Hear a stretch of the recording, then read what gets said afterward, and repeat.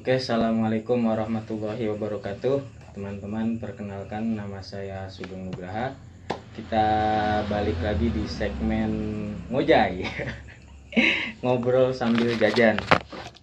Oke, sekarang saya ini di segmen ini akan ngobrol-ngobrol sama ya orang yang pengen saya ajak ngobrol aja sih.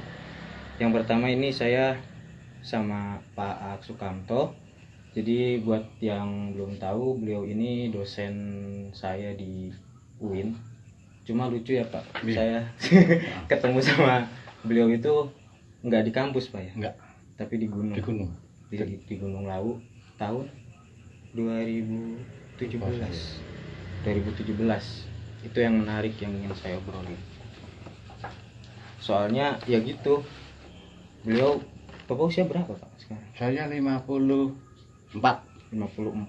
Masih aktif naik gunung. Masih Aktif naik gunung. Dan yang refreshing hebatnya lagi sama ibu. ya. Itu kalau boleh tahu awalnya naik gunung usia berapa Pak? Saya naik gunung berarti usia SMA kelas 1. Kelas 1 udah mulai gunung apa awal-awal Pak? Awal-awalnya kalau dulu kan yang terkenal itu gunung-gunung yang besar-besar itu berarti Triple saya kebetulan di Solo. Solo itu Gunung Lawu. Oh langsung Lawu. Triple S udah berarti Pak? Sindoro Sumbing sudah zaman dulu banget itu. Sama Merapi sudah sejawa ding yang Jawa udah. Iya. SMA itu saya ke Gunung Gede Pangrango itu sudah sering gitu. Tiap 1 tahun sekali mesti. Karena ngawal anak buah pramuka, dan tim itu harus kita kawal. Kalau jambore kita naik ke Gunung Gede Pangrango. Kalau liburan itu mesti tiga gunung. Liburan semesteran kan panjang.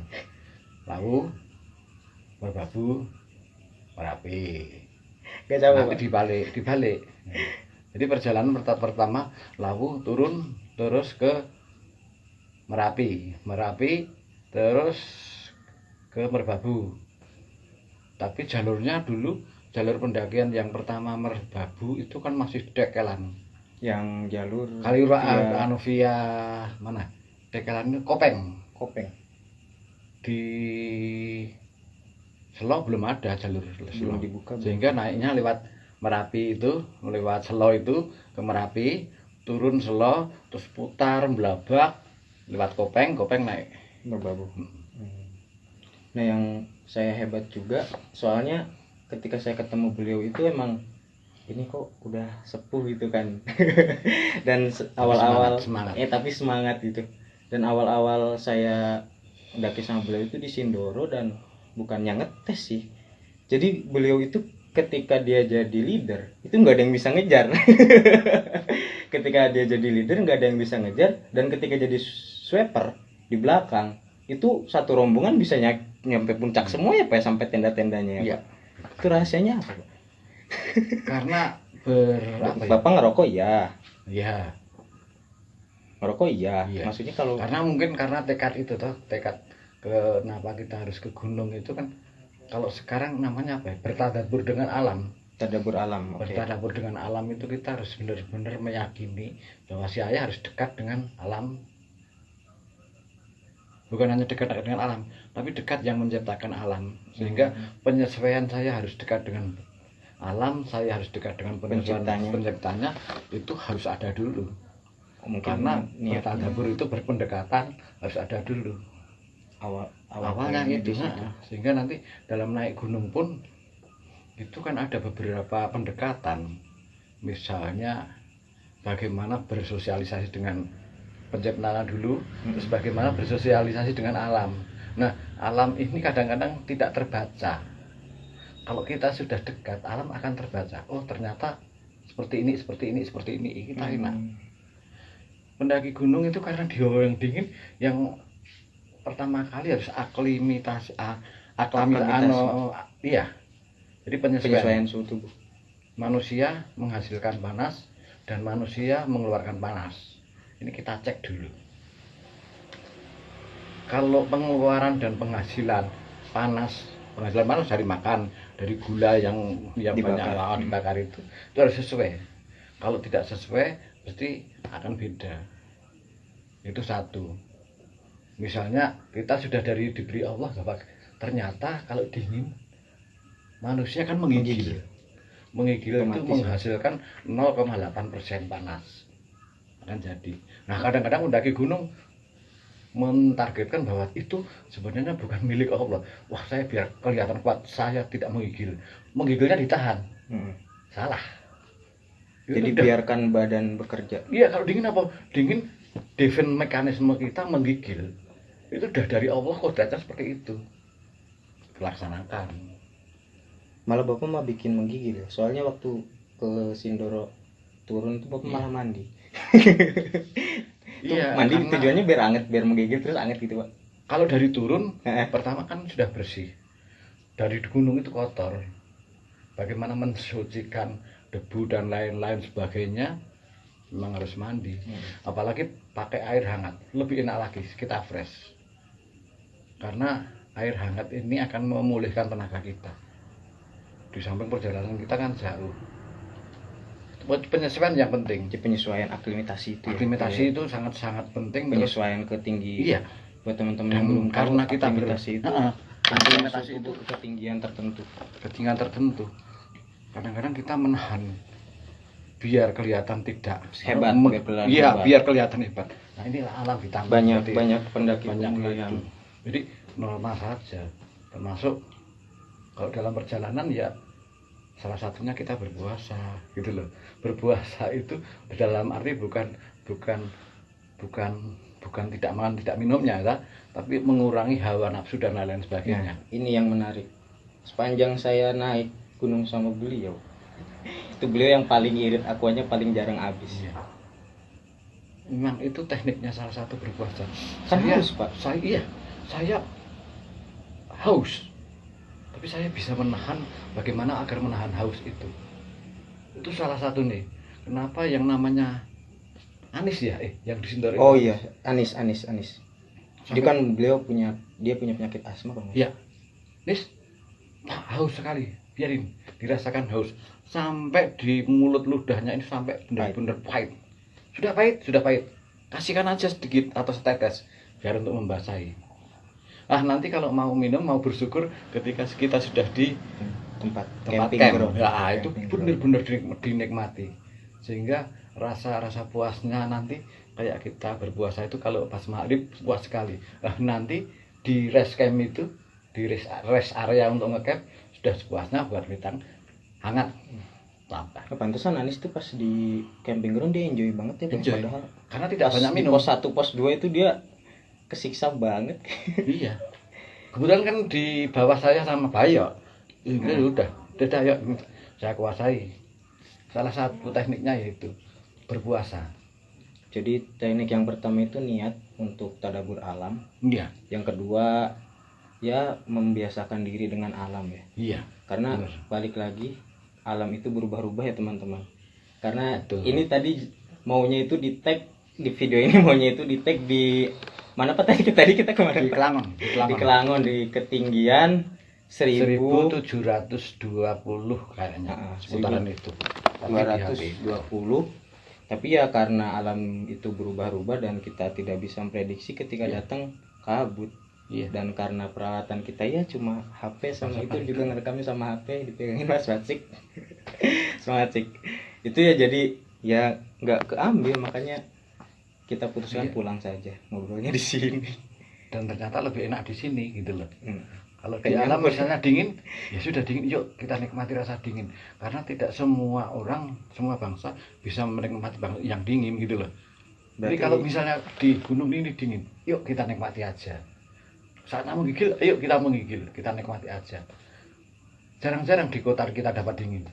Masuk AC aja, AC-nya juga dinginnya juga seperti itu. Saya juga tadi kangen banget sih Pak. Ya antara kesel sama enggaknya sih, ketika ada kabut kesel nggak bisa ngetek video, senangnya ya udah lama nggak kena dingin ini. Apalagi Kelangon itu paling tinggi. Jadi setelah di atasnya pendakian mal, biasanya Kelangon itu yang tertinggi, itu masuk wilayah Kali Tengah Lor. dusunnya. Buat teman-teman yang nggak tahu, Kelangon itu di bukit kaki gunungnya Gunung Merapi ya Pak? Iya, betul. Gunung Merapi, tadi kita ke sana. Kita berapa menit dari sini Pak? Dari sini itu sekitar 45 menit ada tadi. udah cepet kok. Dari sini itu sekitar pokoknya sekitar 27 kilo. 27 kilo. 27 37 menitan. Berarti tadi poinnya itu ketika kita ingin naik gunung itu, pertama kita niatnya untuk tadabbur alam dan mendekatkan diri kepada ya dengan alam itu sendiri dan penciptanya. Lalu yang kedua, kita harus beradaptasi dengan alam. Dengan alam. Masalah adaptasi ini Pak, masalahnya manusia kan, masalahnya setiap adaptasi setahu saya butuh proses. Ya betul. Nah, dan dengan ya maksudnya kabar-kabar berita sekarang kan yang saya dengar ya, maaf teman-teman, ini berita duka, meninggalnya pendaki di Lawu. Terus di Merbabu atau di Sumbing itu ada yang hipotermia ya, hipotermia. Terus di Merbabu ada yang tergelincir atau salah.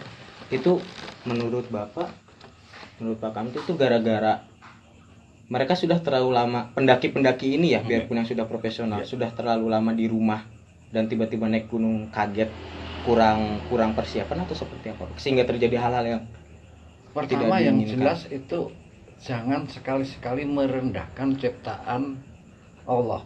Jangan sekali-sekali. Ciptaan Allah apapun itu, baik apalagi manusia, ciptaan yang paling sempurna.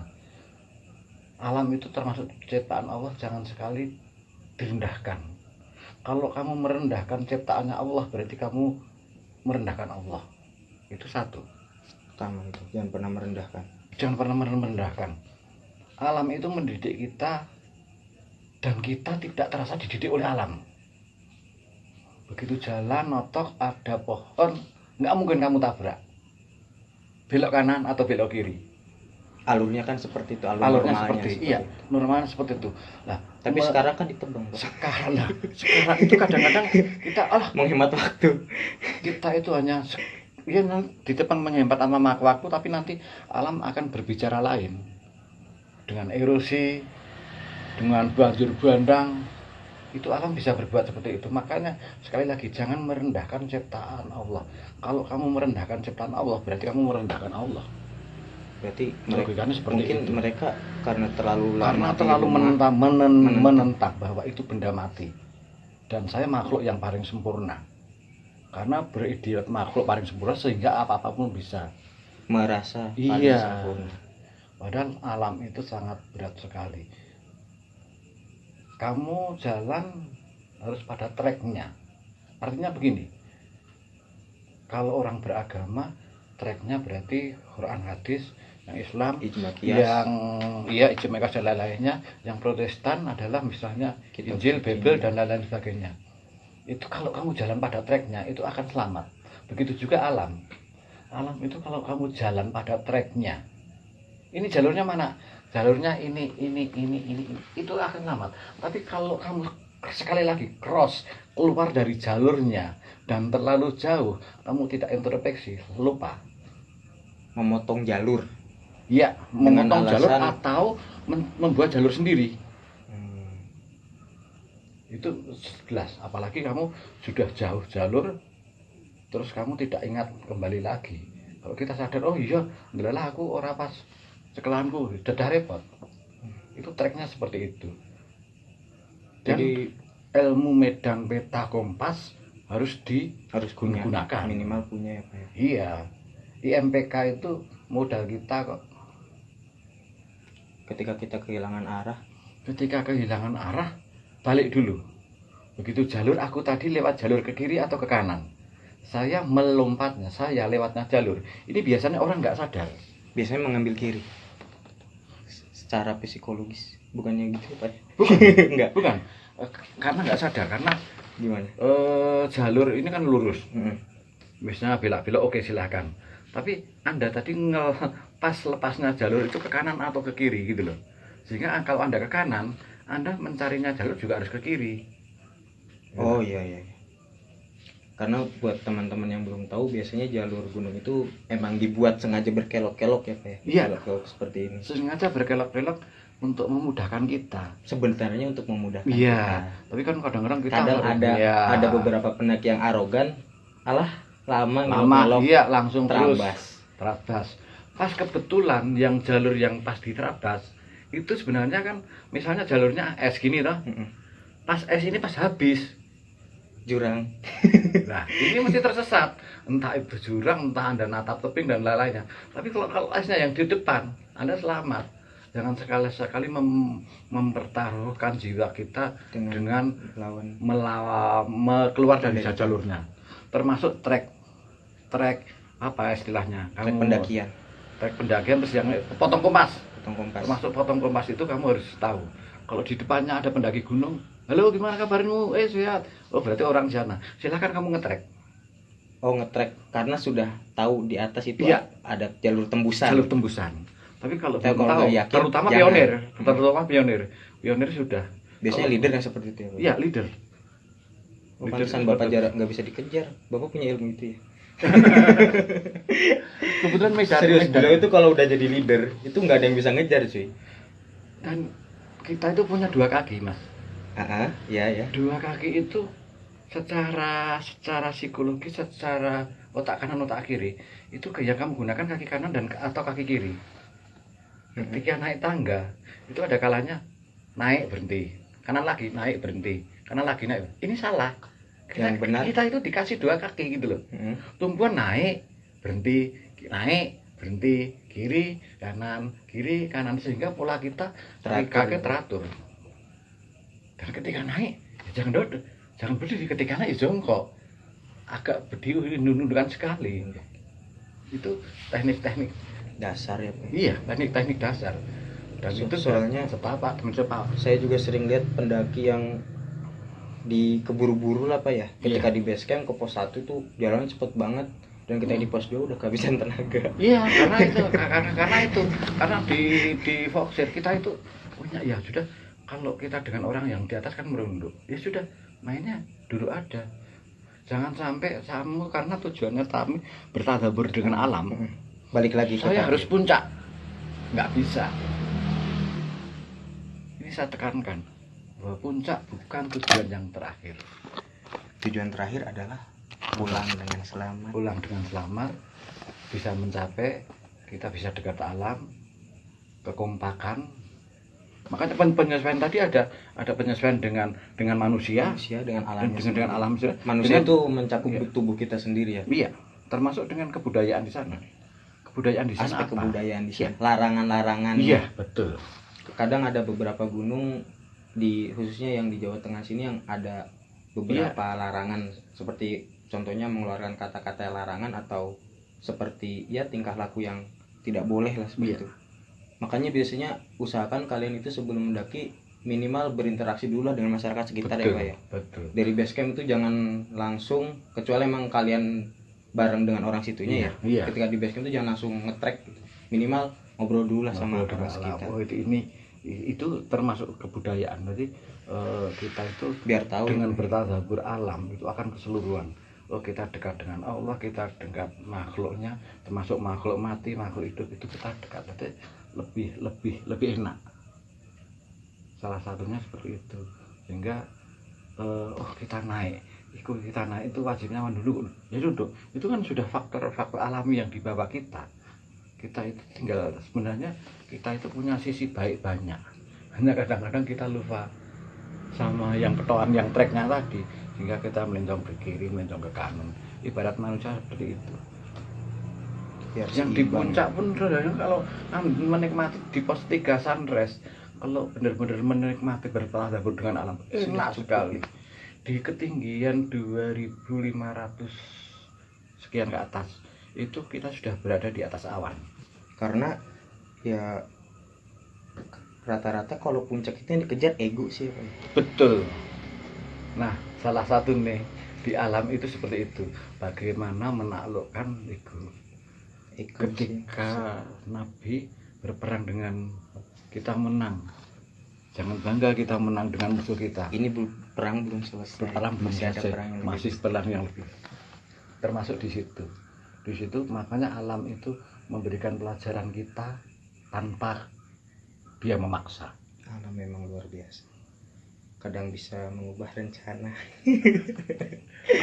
Aduh, ngeteknya ini ngomongin gunung tapi di rumah, tapi nggak apa-apa. Jadi tadi ngomongin tentang khususnya buat pendaki pemula atau ya buat teman-teman yang habis lama di rumah gitu, diusahakan kalian adaptasinya di ini dulu dan jangan sompral sama jangan motong jalur, karena biasanya gunung itu ketika sudah lama tidak didaki itu biasanya dia sabananya hijau lagi ya, sehingga kadang jalur pendakian itu ketutup. Yang bikin mungkin itu apa yang bikin banyak yang tersesat banyak loh Pak, banyak yang tersesat, yang masuk jurang sampai ada yang meninggal yang di laut. Ya itu karena misalnya kita berangkat orang lima, oke, orang lima ya kita sepakat orang lima bro. Kalau kamu capek, oke tak tunggu sebentar. Gimana capekmu? Masih sehat-sehat? Yuk kita jalan pelan-pelan. Termasuk menurunkan ego karena kekompakan kita itu akan diuji. Orang kecelakaan mesti nggak kompak. Orang kecelakaan mesti nggak kompak. Kalau ada yang kecelakaan, iya. Jadi ketika di satu kelompok itu ada yang kecelakaan, berarti kelompok itu nggak kompak. Iya, mesti. Alasannya apa? Alasannya gini. Seharusnya kita berangkat orang berlima. Ketika kamu seminar, ya sudah ditunggu di situ. Oh ya. Tidak boleh ditinggal. Seminar itu bahasa pendakian kita untuk buang air kecil dan besar ya teman-teman. Iya. Jadi kita kalau mau di gunung itu lagi ngecamp, cuy, mau ada seminar, mau join enggak, itu berarti kita lagi mau pup sama ini. Oh, misalkan kita pergi seminar bertiga nih. Iya. Jangan balik tenda duluan. Tunggu yang dua. Dua, iya. Karena orang yang satu itu nanti kalau sudah satu itu membuat panik. Yang bisa bertiga satu ditinggal sana, satu panik. Nah ini kalau nggak panik nih, dia rumangsa kendel. Kalau sudah rumangsa menang, sudah terabas jalur, saya jalannya nanti lupa. Apalagi di gunung itu bukan saat-saatnya seperti kita. Kan enak kita di sini. Di gunung itu ada alam, ada angin, ada kabut dan lain-lainnya. Kita nggak ngerti. Coba tadi kita berjalan tadi, kabut tadi berapa? Kabutnya hanya 2 meter. Iya, kita tadi ngeri banget sih. Jarak motor tembak. Berapa? 3-2 meter. Itu ngerayap kita Pak ya? Iya. Kalau saya lampu tak matikan, yang lewat di depanmu itu. Saya melihat lampu di belakang saya. Lebih enak daripada saya nyalakan sendiri. Saya lampu yang paling gede. Ini mungkin pertanyaan selanjutnya Pak. Di antara gunung-gunung yang udah Bapak taklukkan, Bapak cita-citanya yang belum kesampaian gunung mana Pak yang belum? Bukan ditaklukkan ya bahasanya Pak, didaki. Iya. Didaki. Yang bersahabat. Saya mana ya? Everest mungkin enggak. Ada cita-cita. Tambora saya kemarin. Tambora yang enak itu loh. Belum kesampaian. Belum kesampaian. Tambora itu di Indonesia bagian barat toh. Kalau Everest, kalau mungkin misalnya Himalaya gitu kan juga sesuai dengan kebutuhan lah. Kita jangan memaksakan saya harus bersahabat dengan sana. Kamu memang ditakdirkan untuk tidak bersahabat. Barangkali mungkin kalau kamu bersahabat akan kacau. Barangkali itu mungkin kita enak aja menerimanya. Hari ini saya pendakian ke Sumbing, terus jelas ditutup. Harus jadi ke Sumbing. Iya. Akhirnya kan jalur bisa. Ilegal. Iya. Jalur ilegal seperti itu. Atau saya harus sampai puncak. Ternyata kabutnya seperti tadi. Nggak mungkin jalan. Mungkin. Kalau saya langsung turun sih kalau kabutnya tadi.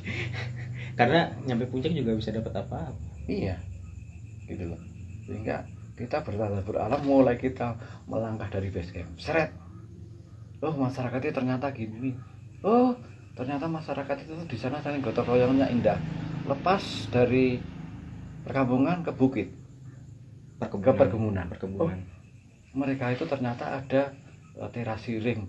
Oh, sarana menanam ini seperti ini. Ini bahan kajian kita. Di hutan, masuk hutan. Oh, ternyata ini hutan pinus. Hutan pinus ini kok bisa sejajar, kok bisa ini. Kita subhanallah. Padahal itu tidak ada yang nanam ya Pak. Iya. Itu alami. Terus masuk ke hutan. Kita selalu positive thinking terus. Jangan sampai negatif thinking. Kalau bisa apa yang di gunung itu ternyata kita positive thinking. Di bawah pun juga harus begitu. Tetap positif. Iya. Berarti Bapak itu yang belum kesampaian cuma Gunung Tambora. Saya kepingin ke kawahnya. bukan gunung, kan gunung kan ada kawahnya. Itu kawah yang paling menggegerkan dunia itu. Tambora itu. Nyampe. Iya, sampai Eropa. Erupsinya nyampe Eropa, luar biasa. Terus mungkin kira-kira mau pensiun naik gunung di usia berapa, Pak? Kebetulan 60. untuk di Indonesia itu kan ada ikatan pendaki gunung yang sudah lansia. Iya. Yaitu yang di Malah tambah di semangat, Pak. Surabaya itu malah difasilitasi. Jadi misalnya Jogja seperti ini, nanti ada motor dari angkatan darat dinaikkan dulu sana, terus portirnya sudah ada yang bawakan, sehingga naik gunung itu tidak seperti kita itu bawa ransel yang carrier 60 tebal, 80 liter isinya. Iya. Tapi untuk anak muda harus ngalamin ya, Pak ya? Iya harus. Karena harus merasakan beban. Karena kalau anak muda itu tidak ada beban, terbiasa tidak ada beban, nanti ketika maju ke depan terus adalah dia harus membawa beban itu, frustasi. Tapi kalau sudah terbiasa beban ini kecil. Begitu juga dengan masalah-masalah yang di hati, masalah-masalah yang ada dalam dirinya. Luar biasa sekali. Pemecahan masalah anak-anak muda itu ketika anak muda, halo, orang akan muncul sifat aslinya ketika diajak susah payah dan diajak pergi jauh. Betul. Ketika dia sudah pepet akan muncul, oh ternyata dia serakah, minum yang segini dihabiskan dan lain-lain. Nah itu nggak apa-apa, memang posisi anak muda, tapi harus dikasih penjelasan. Kalau kamu minumnya banyak, teman-temanmu enggak, nanti kamu kembung, kamu sakit, kamu mudah dingin, karena di sini kan juga semakin banyak zat air di sini, kita tubuh semakin dingin. Kedinginan itu nanti bisa keluar dari dalam, bisa keluar dari luar. Ketika kamu menyentuh batu, seret, ini dingin, ini akan mengurangi pemanasan juga. Aklimatisasi kita akan terhambat. Begitu juga kalau ketika di sini banyak air, kopi kalau dingin akan. Karena untuk khususnya di dunia, bukan di dunia pendakian sih biasanya apa ya, untuk para pendaki itu hal yang paling ditakut itu hipotermia ya. Iya.